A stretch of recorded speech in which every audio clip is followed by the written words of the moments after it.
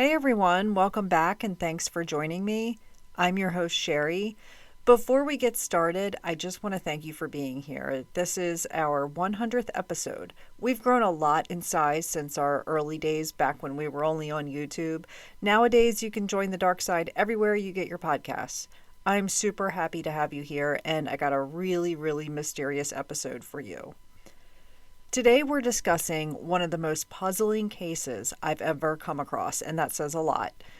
38-year-old Federal Prosecutor Jonathan Luna, who works in Baltimore, Maryland and lives in Elkridge, Maryland, went on a long drive late at night for unknown reasons and died in the early morning hours.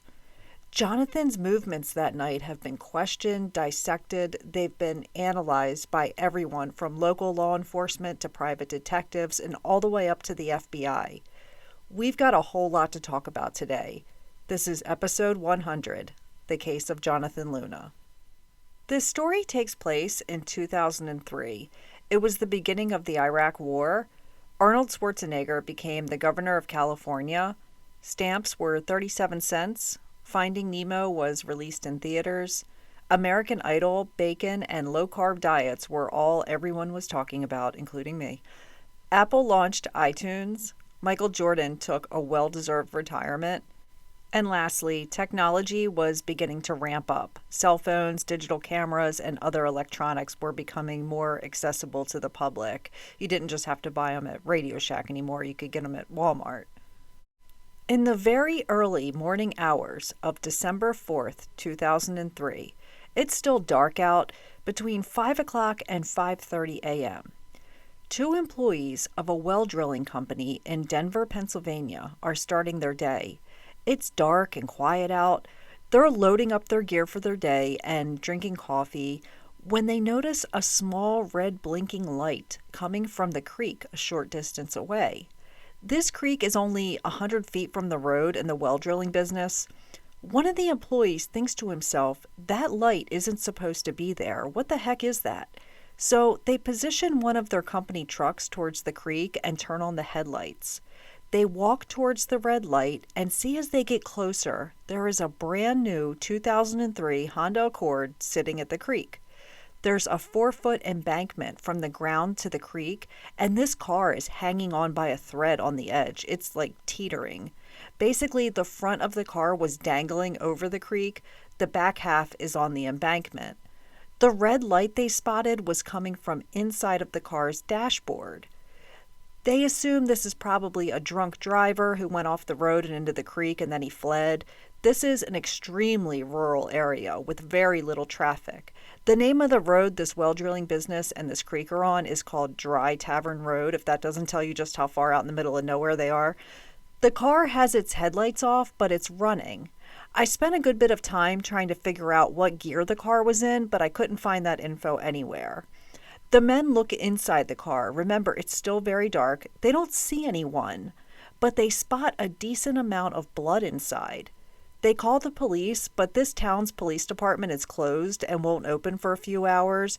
There's not a single officer on duty. There's very little crime in this area, obviously. So 2 Pennsylvania state troopers arrive and look around.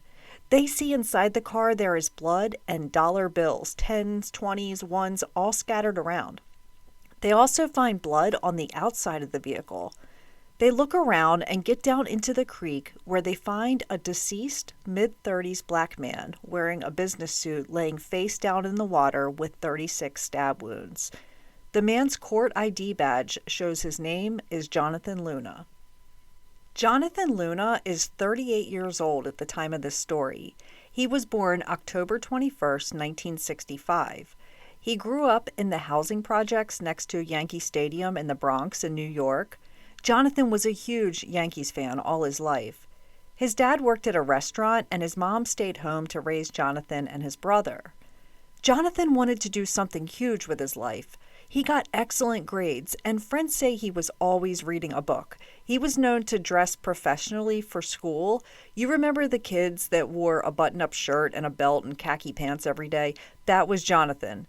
His close friend from childhood described him as an oddball. There's nothing wrong with being an oddball, by the way. I'm an oddball myself, and I hope you are too. Those who knew Jonathan say he was good-looking, tall, smiled a lot, and caught the attention of a lot of ladies on campus. Many say he resembled Tiger Woods. He received his undergraduate degree in history from Fordham University. He then went to the University of North Carolina School of Law, where he was the president of his class, even though he took 1 year off to care for his father, who was suffering with cancer. His college roommate was quoted as saying, "Jonathan was an honorable and always dignified man." He became a successful lawyer and went to work at the very prestigious Washington, D.C. law firm Arnold and Porter. In 1993, he married an equally successful, beautiful young woman named Angela Hopkins. Together they had 2 young boys. His sons' names are Justin and Jacob. At the time of this story in 2003, they are 5 years old and 10 months old. Angela is an obstetrician gynecologist. Today she is with the University of Maryland St. Joseph's Medical Center. She is well respected and a popular doctor in Maryland. She is also the author of a pregnancy book called Pregnancy: A Divine Intervention. So she's got a lot going on with her as well. Jonathan worked for the Federal Trade Commission from 1994 to 1997. He then became a prosecutor in New York City. Jonathan and Angela moved to Baltimore, Maryland, and Jonathan landed a very tough position. He's a federal prosecutor. Jonathan has put away some serious criminals. If you break the law and it's on a federal level, you're going to have to face Jonathan. He's not putting away guys with DUIs and petty crimes. His cases involve child pornography, sex trafficking, and murders, and that level of crime. From everything I've read, Jonathan was a pretty badass attorney. He did his job extremely well and was great at cross-examinations and presenting his arguments to the courts. In his personal life, Jonathan was well-liked and had a large group of friends. Friends say he mostly just worked 24/7. Being a federal prosecutor is a round-the-clock job. He's just busy with work all the time. But occasionally he was able to venture out to baseball games and spend quality days with his family. His wife is very busy as well, being a doctor. Jonathan helped his parents get a new house. He paid for part of it. This says a lot about his character. Helping his aging parents is a notable thing for him to do, and he was never hesitant about getting them anything they needed. According to the Washington Post, Jonathan organized office softball games. He loved the Yankees, he ran marathons, and he loved classical music. Judge William Olstein said of Jonathan, "I never saw anything that indicated anything but the highest principles." It's 2003, and Jonathan has been with the U.S. Attorney's Office for the last 4 years. There were some rumors flying around that Jonathan was in jeopardy of losing his job. Some colleagues said that he and his boss didn't get along. This is a new boss, and if you ever have a new boss come waltzing in and want to change things around, and Jonathan wasn't really feeling it. But his new boss says there is no truth to this. He says Jonathan was an excellent attorney and there were 0 issues. I know people don't like to speak ill of the dead, so he could just be saying this as a nice thing, or maybe he really is telling the truth. We don't know. Right now, Jonathan is in the middle of a complex, high-profile case he's working on involving 2 rappers from Baltimore. Dion and Walter were accused of running a large heroin ring out of their recording studio. Both of these men are being held in prison, but are escorted in their shackles from the prison to the courthouse for their trial, however long it lasts. These 2 are dangerous men who have violent criminal pasts. But again, they're in jail during this time. This is a popular case in the city of Baltimore. There's news teams and journalists there at the courthouse every day waiting to see what happens. On the morning of December 3rd, 2003, Jonathan does something out of character. He arrives at court late, only by a few minutes. If you've ever been in a courtroom, you'll know that judges don't like this at all. It's not a good look. He explained that he was at the emergency room all night with his infant son, who was sick. Judge William Quarles is understanding, but he still issues Jonathan a $25 fine. Now, I don't know if this trip to the hospital with his son was true or if it was something he made up in the moment as an excuse to tell the judge. Maybe he needed to come up with a reason quickly for why he's late. I can't find anything on it. We know that his wife is a doctor and capable of attending to the child, but maybe he needed medication that only he could get at the hospital. As the day goes on, Jonathan and the defense attorneys negotiate a plea deal for these two defendants. This is a really good deal, which included the most serious offenses from the defendants being dropped. I believe this may be a sweetheart deal, but I'm not a lawyer, so I can't say for certain. In the court of law, a sweetheart deal is when one party presents another party with a deal they can't say no to. It's like a one-shot deal to have it go in your favor. The defendants agree to take this plea deal. So Jonathan is going to be up late that night preparing the plea agreement for the next morning. This has to be ready. I've said it before, a prosecutor never sleeps, especially on the federal level that Jonathan was. Negotiations were going on well into the evening, and then Jonathan heads home to his house in Elkridge, Maryland, which is only 14 miles from the courthouse on Lombard Street in Baltimore. He eats dinner with his wife and two young sons. He tells his wife at some point this evening, I have to go back to the office so I can wrap up this plea deal for the morning. He calls the defense attorney and says he will have the plea agreement finished and he would fax it over as soon as he was done. He also called the other defense attorney but didn't get an answer, so he left him a message. Court is at 9:30 a.m. the next morning, and they have to have it completed by then. This is a huge case. Media will be at the courthouse tomorrow, and there can't be any issues. He at some point goes back home from his office to finish his work. Jonathan gets a call on his cell phone and he tells his wife he's got to go back to the office again. This was not unusual for Jonathan to be receiving late-night phone calls from other attorneys, judges, plaintiffs.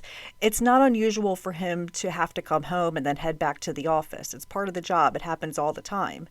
As a wife, that second phone call would be setting off alarm bells, though, like you just got home from the office and now you're heading back again. This would be the third time in one day Jonathan has driven to work. Jonathan hangs up and heads back to the courthouse. It's 2003, and cell phones aren't what they are today.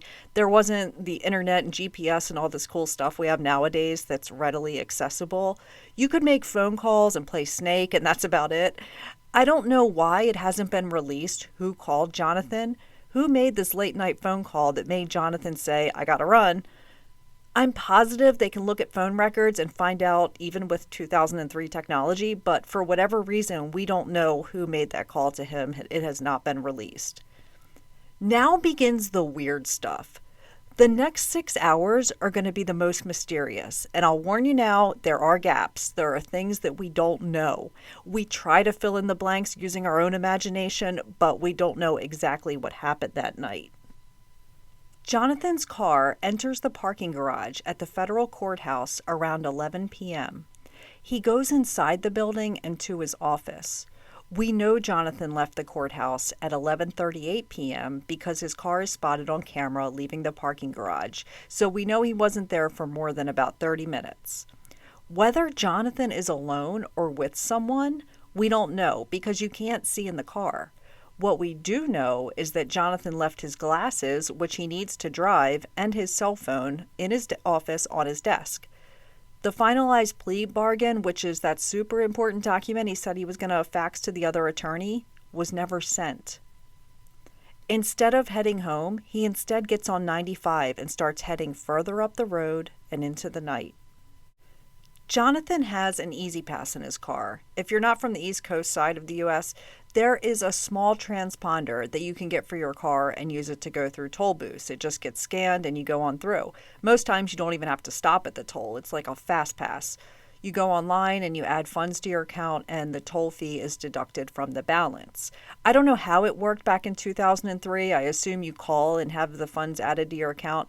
So we know from the Easy Pass transactions that Jonathan passed through the Fort McHenry Tunnel in Baltimore at 11:49 p.m. He continues north on I-95, passing across the Tidings Memorial Bridge that separates Harford and Cecil County at 12:28 a.m. Jonathan's car passes across the Delaware line at 12:46 a.m.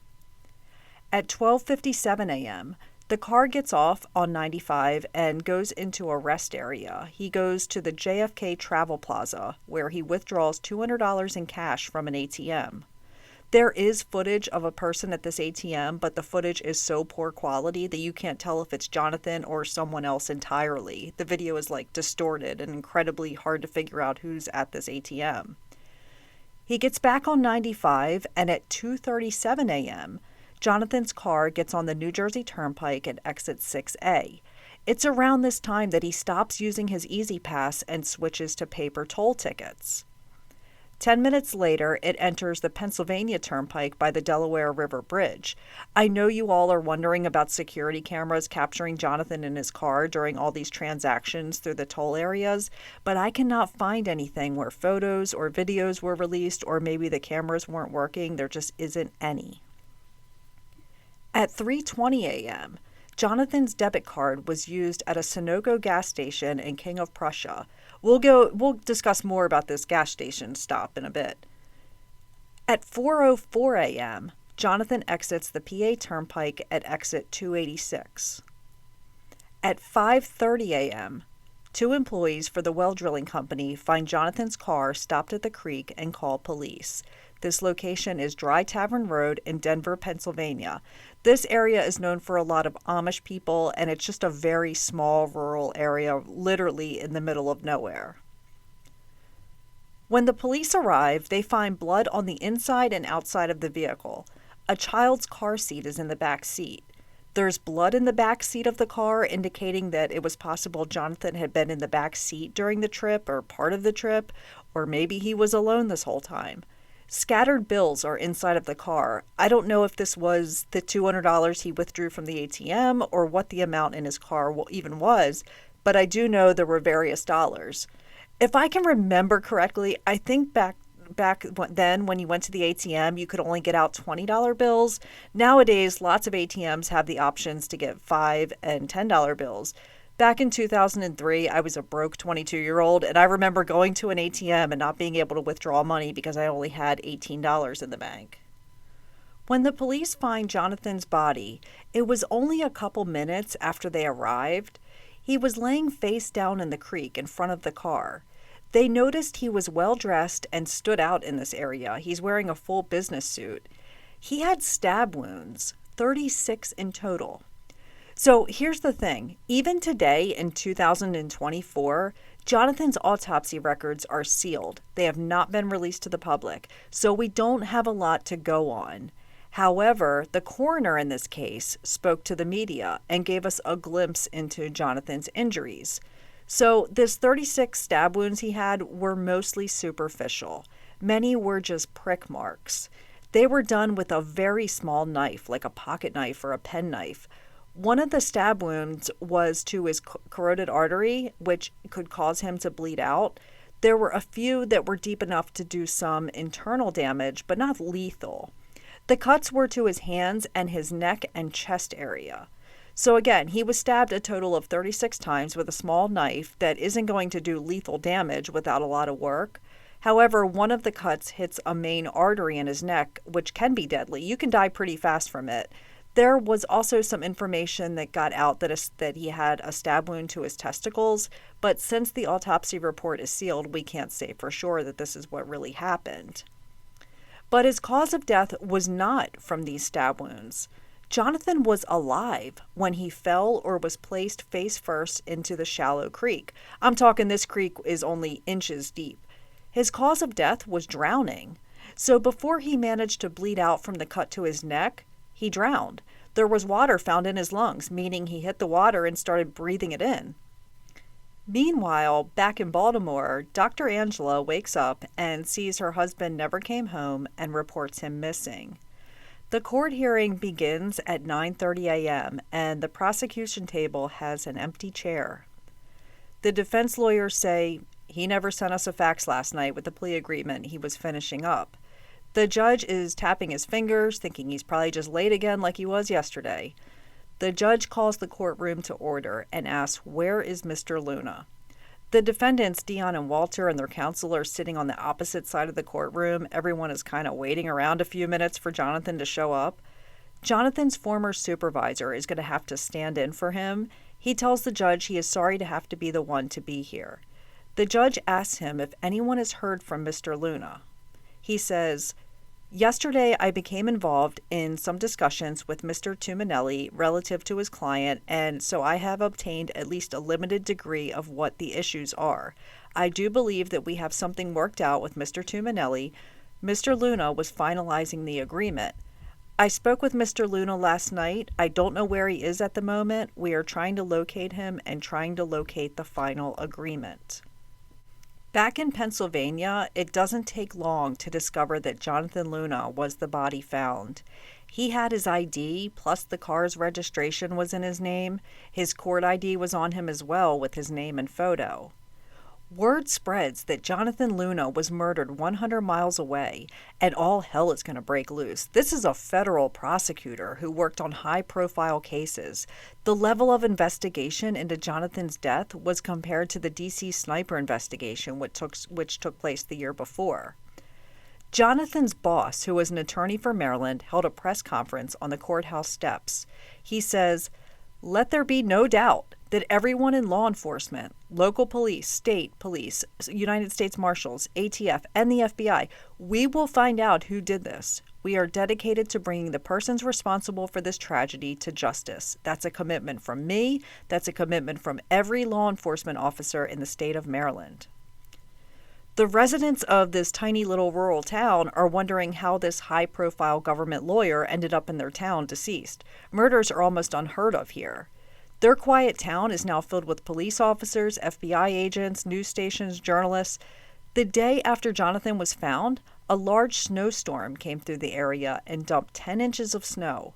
For days, the area was canvassed by 150 police cadets, as well as multiple other agencies looking for the murder weapon, which is either going to be a pocket knife or a penknife, but no one can locate it. 2 investigations are going on, and both lean towards the conclusion that Jonathan was murdered. This is due to the stab wounds, plus that last toll ticket stop at 4:04 a.m. that was given to the teller was located and found to have blood on it. And surprise, the blood was a match to Jonathan. So we know Jonathan is injured at this time, possibly driving, or someone else was driving. We know that Jonathan died sometime between when he presented that toll ticket at 4:04 a.m. and when the 2 workers found him between 5 o'clock and 5:30 a.m. So he hadn't been in that creek very long. The 2 workers, if they had shown up an hour earlier, they would have seen everything and this case would be closed. Jonathan's funeral takes place and more than 1,000 people show up to pay their respects. Being a prosecutor, there's a long list of enemies Jonathan has. According to his wife, in his personal life, Jonathan was well loved by everyone. He didn't have anyone that would want him dead, again, in his personal life. But he's had lots of violent criminals put away. Could it have been someone he had locked up and they were coming back with a vengeance? They look at his current case, which is the most obvious, but number one, these 2 defendants were behind bars. Yes, there's a possibility they could have orchestrated a hitman behind bars, but that brings me to point number 2. Jonathan was working with them. He had a great deal laid out in front of them. He was willing to drop the most serious charges. So this ending was going in their favor. So they don't really have a reason to want him dead. Their lawyers both said their clients had nothing to do with Mr. Luna's death. They look into his other cases and come to the conclusion that none of those defendants were involved as well. Meanwhile, the FBI's investigation is ongoing, and they're leaning towards the conclusion that this was nothing more than a very complex suicide. They believe Jonathan stabbed himself 36 times and then fell in the creek and drowned. This contradicts the local police investigation and 2 coroners who have both said this is a homicide. Again, autopsy results are sealed. I'll get into some of the findings. Let it be known that this case is still open today in 2024. So if the FBI is convinced that this is a suicide, why not close the case? Once police believed that this was not committed by someone that Jonathan had sent to prison, they begin looking into his personal life and find that for the most part, this guy is squeaky clean. As his wife said, Jonathan had no personal enemies, an upstanding citizen. There were a couple things that stood out though, and I hate this part because now Jonathan's character is going to go on trial. Every little thing he's ever done wrong will come out, and it may not have anything to do with his death, or it might. We learned that several years before, this is back in 1996, the internet wasn't what it is today. But there was a dating profile on a website for a man named Jonathan Luna. It said he was a 31-year-old married black man looking for a side fling. We don't know if this was the Jonathan Luna in this case, but everything seems to match. However, Jonathan wasn't known to have any marital issues. As well, he's an incredibly smart individual, so I find it hard to believe that he would use his real name. Is there a possibility that Jonathan was meeting someone late at night? Was he having an affair? I'd like to think that he wasn't. He doesn't really fit the profile of someone who would do that. But I've never met the guy, and I only know what I've read about him. Investigators do go to the hotels in the surrounding area and showed a picture of Jonathan, and no one said that they had ever seen him before. As a tie-in to the last part, according to the Washington Post, on the Pennsylvania Turnpike in between Philadelphia and Denver, Pennsylvania, where Jonathan's body and car were found, a service station attendant who works the midnight shift at the Sunoco at the Peter J. Camille rest stop said that she saw Jonathan come there at least once a month for the last 6 months late at night. He gets gas using his credit card, and then he pays for his coffee using cash. She said he is always friendly, and she remembers him because he always was dressed very nice, usually in a business suit. She said he's spoken to her a few times, so why was Jonathan making these monthly trips to Pennsylvania? As well, the route that he took from the city of Baltimore to the Reading, Lancaster area where he was found is the strangest route. It's not direct. If he wanted to go direct, he should have just gotten on 83 in Baltimore and headed that way. Instead, he's taking this long route, and there's hours missing that we don't know what he was doing during that time. Now, one person says there's an explanation for why Jonathan was making these trips to Pennsylvania. Jonathan's father said that Jonathan told him he has official business he was doing in Pennsylvania. Jonathan can't disclose a lot about his job, but he had mentioned to his dad at some point that he had these work trips that he had to make to Pennsylvania. However, officials say there were none. So remember back when I told you that Jonathan stopped at the Sunoco for gas in King of Prussia. This was the last stop before his body was found. He had one other one at 4:04 a.m., but this was just the toll ticket exchange. So there are surveillance cameras at this gas station, but of course they were not working at the time. But here's the weird thing. According to Lancaster Online, when Jonathan paid for his gas on his credit card, he didn't just pay for one tank of gas. He paid for two, meaning there's a second car. Is it possible he was being followed? Did he run into someone at 2 a.m. in the morning and maybe the person gave him some sob story about how they needed gas and Jonathan paid for it and then the person turned on him? I want to go back to the stab wounds for a moment. I mentioned earlier that a lot of these were just prick marks. If it was a suicide, I would call them hesitation wounds. With the suicide theory, I'm bothered because stabbing yourself in the neck and the chest is an awfully strange way to do it. Most times, someone who commits suicide with a knife will slice their wrists. Jonathan did have stab marks into his hands, but because the autopsy is sealed, we don't know if they were on the tops of his hands or the palms, or if they were on the palms, they would likely be defensive wounds and someone was stabbing him. If it was someone doing it to Jonathan, I would assume the prick marks are like an interrogation tactic or trying to get him to talk. Maybe Jonathan was being tortured, especially with an unverified report that his testicles were hit. According to Lancaster Online, Jonathan has 16 credit cards. Some of these his wife does not know about. Now, I know that sounds sketchy when I say it out loud, but I'm not convinced that it's a big deal.